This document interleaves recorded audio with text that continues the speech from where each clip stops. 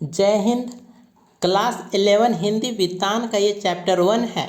भारतीय गायिकाओं में बेजोड़ लता मंगेशकर। ठीक है, तो आइए प्रश्न उत्तर शुरू करते हैं। लता मंगेशकर कुमार गंधर्व का पहला प्रश्न देखिए। लेखक ने पाठ में गानपन का उल्लेख किया है। पाठ के संदर्भ में स्पष्ट करते हुए बताएं कि आपके विचार में इसे प्राप्त करने के लिए किस प्रकार के अभ्यास की आवश्यकता है। तो उत्तर होगा, लेखक ने इस पाठ में गानपन का उल्लेख किया है। गानपन का अर्थ है गाने से मिलने वाली मिठास और मस्ती। जिस प्रकार मनुष्य कहलाने के लिए मनुष्यता के गुणधर्म का होना जरूरी है, उसी प्रकार संगीत में भी गानपन आवश्यक है। लता मंगेशकर के गायन में यही गानपन है जो 100% है और यही उनकी लोकप्रियता का आधार है। गानपन को प्राप्त करने के लिए नादमय उच्चारण करके गाने के अभ्यास की आवश्यकता होती है। इसके बाद हम दूसरे प्रश्न की ओर आते हैं। प्रश्न है, लेखक ने लता की गायकी की किन विशेषताओं को उजागर किया है। आपको लता की गायकी में कौन सी विशेषताएं नजर आती है, उदाहरण सहित बताइए। तो यहाँ पर उत्तर होगा, लता जी के गायन की निम्नांकित विशेषताओं की ओर लेखक ने पाठकों का ध्यान आकर्षित किया है। पहला, गानपन व सुरीलापन, वह मिठास जो श्रोता को मस्त कर देती है। दूसरा, स्वरों की निर्मलता, लता के गायन की एक मुख्य विशेषता उनके गायन की निर्मलता है। इसके बाद तीसरा है कि नादमय उच्चारण, गीत के किन्हीं दो शब्दों का अंतर स्वरों के आलाप द्वारा सुंदर रीति से भर देना, जिससे वे दोनों शब्द विलीन होते होते एक दूसरे में मिल जाते हैं। चौथा, उच्चारण की शुद्धता, लता के गाने में उच्चारण की शुद्धता पाई जाती है।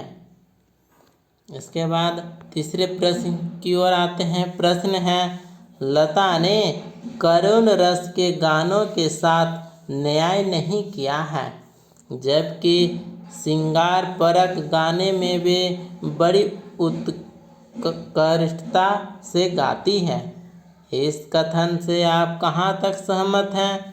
तो उत्तर होगा, एक संगीतज्ञ होने के कारण शायद कुमार गंधर्व सही भी हो सकते हैं, परंतु मैं उनकी इस बात से सहमत नहीं हूँ, क्योंकि उनके द्वारा ये मेरे वतन के लोगों गाना इतने भावपूर्ण और करुणता से गाया था कि वहाँ बैठे प्रधानमंत्री जवाहरलाल नेहरू की आंखों में पानी ले आया।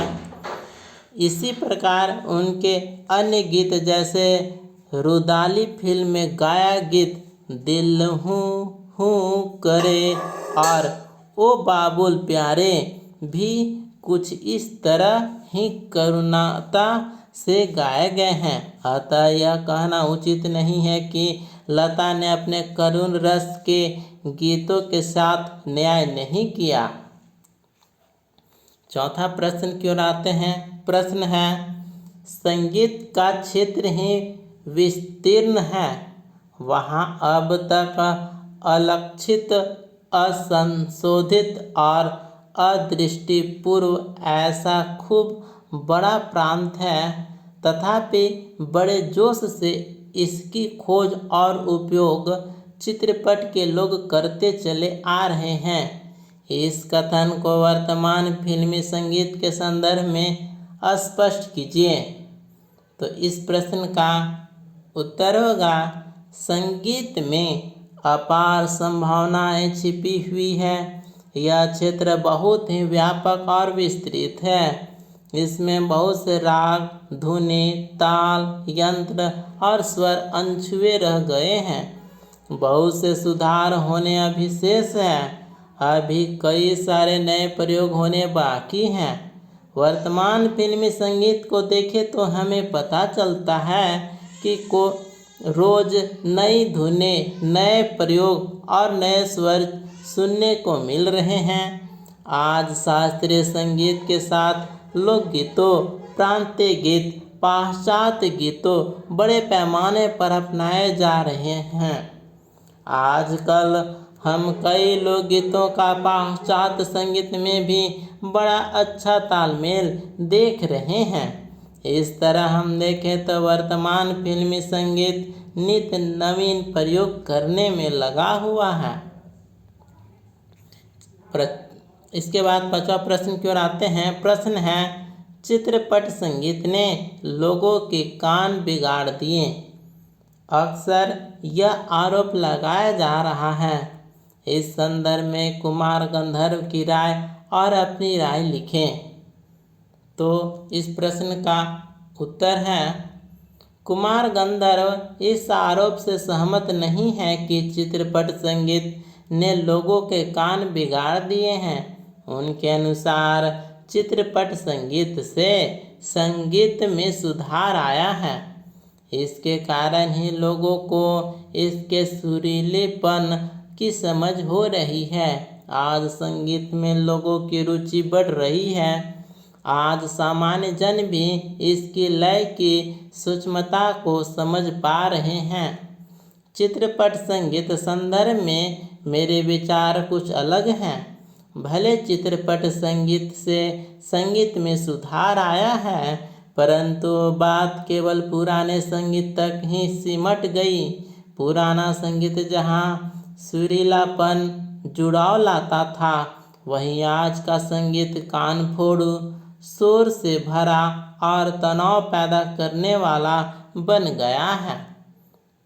गाने के बोलों से बेतुकी, अश्लील और अजीब सी तुकबंदी होती है। आज चित्रपट संगीत दौड़ती भागती जिंदगी की तरह ही उबाऊ और नीरस होता जा रहा है। अब हम 6ठे प्रश्न की ओर आते हैं। प्रश्न है, शास्त्रीय एवं चित्रपट दोनों तरह के संगीतों के महत्व का आधार क्या होना चाहिए? कुमार गंधर्व की इस संबंध में क्या राय है? स्वयं आप क्या सोचते हैं? तो उत्तर होगा, कुमार गंधर्व के अनुसार शास्त्रीय एवं चित्रपट दोनों तरह के संगीतों के महत्व का आधार रंजकता होना चाहिए। इस बात का महत्व होना चाहिए कि रसिक को आनंद देने का सामर्थ्य किस गाने में कितना है।